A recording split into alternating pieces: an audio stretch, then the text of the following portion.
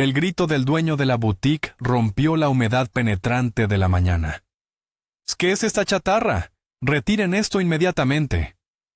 Mateo se acercó al viejo Renault, cuya carrocería oxidada parecía a punto de desmoronarse sobre el asfalto.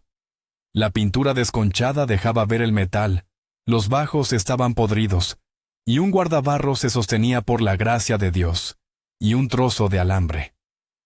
Un hombre elegante, como sacado de la portada de una revista de moda, miraba con desprecio el antiguo coche, luego a Mateo, exigiéndole que quitara hasta esta vergüenza de su calle. Mateo ya estaba acostumbrado a estos Gillon Reyes de la Vidán. Suspirando, se acercó para evaluar cómo enganchar la ruina sin que se desmoronara delante del público indignado. Pero su mirada se detuvo. En el desgastado salpicadero del Renault, bajo una capa de polvo, había una vieja fotografía. En ella, un niño pequeño vestido de conejito posaba junto a un árbol de Navidad con Papá Noel. A Papá Noel se le veía un bigote negro y rizado, asomando por debajo de la barba blanca. El corazón de Mateo se encogió. Tenía exactamente la misma foto en su álbum de infancia, y él y su madre siempre se reían de aquel Papá Noel bigotudo. A pesar de la insistencia del cliente, Mateo actuó casi en piloto automático. Enganchó con cuidado el Renault, lo subió a la plataforma y se apartó, lejos de la ruidosa boutique. La idea de la fotografía no le dejaba en paz. Tenía que encontrar al dueño de ese coche. En su propia vida, se parecía últimamente a aquella ruina. Desde que por su culpa se estropeó un coche caro en el trabajo, le cayó encima una deuda enorme. 4 de sus salarios. El dinero, que de por sí nunca sobraba, se convirtió en una dolorosa obsesión. La relación con Elena, que una vez pareció perfecta, se transformó en una tortura constante. Sus exigencias crecían, los reproches por su bajo salario llovían sin cesar, aunque Mateo casi vivía en el trabajo. Odiaba ese trabajo, esos conflictos eternos con los dueños de los coches, ese estrés que no le dejaba dormir. Sus sueños de juventud de entrar en la universidad se estrellaron contra la realidad.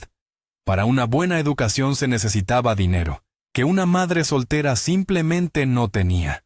Su madre, la única persona cercana. Después de su muerte, el mundo de Mateo se redujo a las 4 paredes de un pequeño apartamento. Estaba completamente solo, y una soledad terrible y asfixiante le invadía en oleadas. Pero, un día, al salir de casa, oyó un lastimero gemido.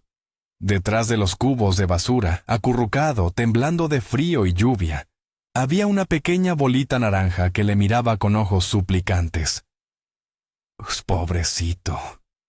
¿Cómo has acabado aquí?», susurró Mateo. Recogió al cachorro y lo llevó a casa. Ese día llegó tarde al trabajo, pero no le importó. Lavó al pequeño, lo alimentó y lo llamó Nube. A partir de ese día, al llegar a casa, le esperaba una cola que se movía. Y la vida, aunque fuera un poco, se hizo más fácil. Niada. La deuda no desapareció, pero volver a casa ya no era tan triste. Cada llamada seguía siendo una lotería, un rico malhumorado o un jubilado agradecido. Y hoy, un viejo Renault y una fotografía misteriosa. Poco después apareció el dueño, un anciano canoso y encorvado, con una fatiga insoportable en los ojos. Al ver su coche en la grúa, se lamentó, rogando que se lo devolvieran, explicando que había aparcado mal por accidente. Mateo, tratando de hablar con la mayor suavidad posible, le ofreció sentarse en un banco. Su corazón latía con anticipación y miedo. «Perdone, yo...» No quería causarle problemas, empezó Mateo, pero luego se decidió. Tenía una foto en el coche, un niño junto a un árbol de Navidad. El anciano se estremeció. Su mirada se detuvo en Mateo. «Sí, tengo una. Mi nieto, supongo». Contó su historia, cómo había vagado por el norte, ganando dinero para su familia, cómo su esposa lo convenció para asentarse al jubilarse, cómo su hijo Andrés se desvió del buen camino, se distanció, y luego acabó en prisión. Cómo murió su esposa y se quedó solo. Se mudó al pueblo para no ver recordatorios de la felicidad pasada. El único hilo hacia su hijo que nunca pudo desenredar. Y cómo recientemente Andrés lo llamó, mencionó un posible nieto. Le envió esa foto a través de un amigo policía. Incluso le dio la dirección de su exnuera, la madre del niño. Federico, así se llamaba el anciano, viajaba a la ciudad, lleno de esperanza de encontrar su sangre. La única persona que le quedaba en este mundo, a pesar de que años atrás había ofendido injustamente a su nuera, y ahora temía no obtener el perdón. Mateo escuchaba, y cada palabra del anciano resonaba en él. El apellido que Federico mencionó coincidía con el suyo. La dirección también coincidía. Un escalofrío le recorrió el cuerpo. «Abuelo, soy yo». La voz de Mateo apenas se oía. «¿En la foto? Soy yo. Y el bigote de Papá Noel. Lo recuerdo». Federico palideció de repente. Le faltó el aire. Mateo lo agarró asustado del brazo. «Abuelo, ¿te sientes mal?» El anciano no respondió. Abrazó a Mateo, fuerte, muy fuerte, y lloró sin ocultar las lágrimas, aferrándose a la mano de su nieto como si temiera soltarla y perderlo para siempre. Se quedaron sentados en el banco durante mucho tiempo, simplemente uno al lado del otro, rompiendo el silencio solo con la respiración entrecortada y el llanto suave. Federico decidió quedarse en la ciudad. Le atormentaba la culpa por el hijo perdido, y quería hacer todo lo posible por ayudar a su nieto. Al enterarse de la deuda, recordó el oro que tenía escondido desde los tiempos de las minas. Resultó ser suficiente no solo para pagar la deuda, sino también para sentar las bases de un nuevo negocio. Mateo, con el apoyo de su abuelo, abrió un taller de coches. Se volcó en él con toda su alma. Y pronto el taller se hizo conocido en toda la ciudad por su calidad y rapidez. De su abuelo, Mateo supo el apellido de su padre, Andrés.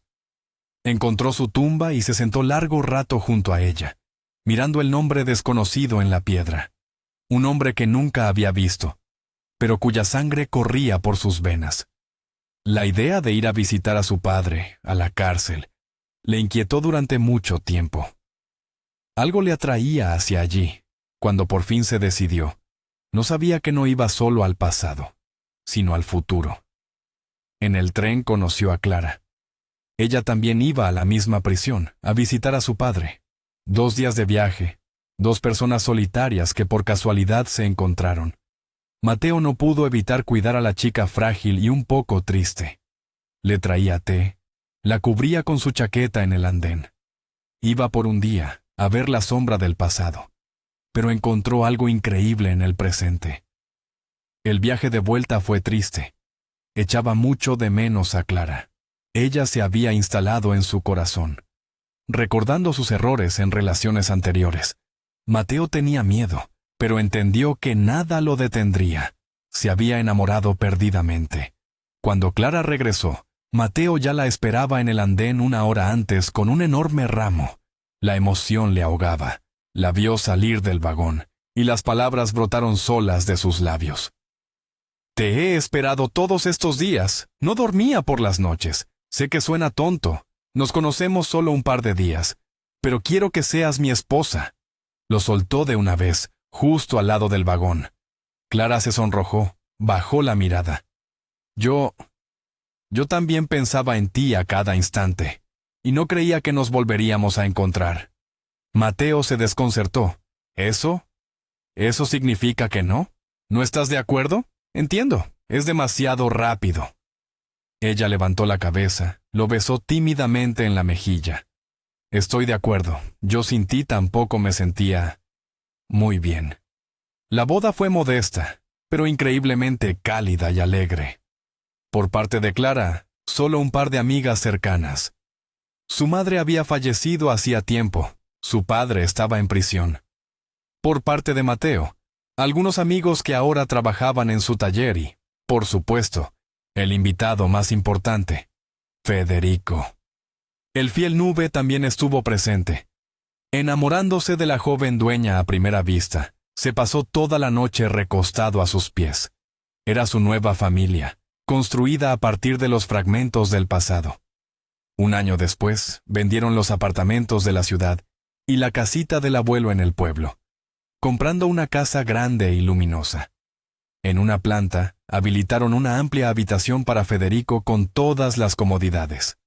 Aunque el abuelo casi no la usaba, las huertas lo atraían de nuevo. 3 años después, Federico tuvo 2 nuevas preocupaciones, mucho más importantes que el huerto. Él y Clara tuvieron 2 niños seguidos. El abuelo adoraba a sus nietos, y ellos le seguían a todas partes. «¡Abuelo, ayuda! ¡Abuelo, yo solo!» Se oía desde todos los rincones del jardín bajo el alegre ladrido de Nube. Mirándolos, Federico sonreía, habiendo encontrado por fin lo que buscaba y sabiendo que la vida, a pesar de todo, le había dado una segunda oportunidad para ser feliz. Si te ha gustado la historia, por favor, danos un like. Suscríbete al canal y deja tu comentario. Para nosotros es muy importante.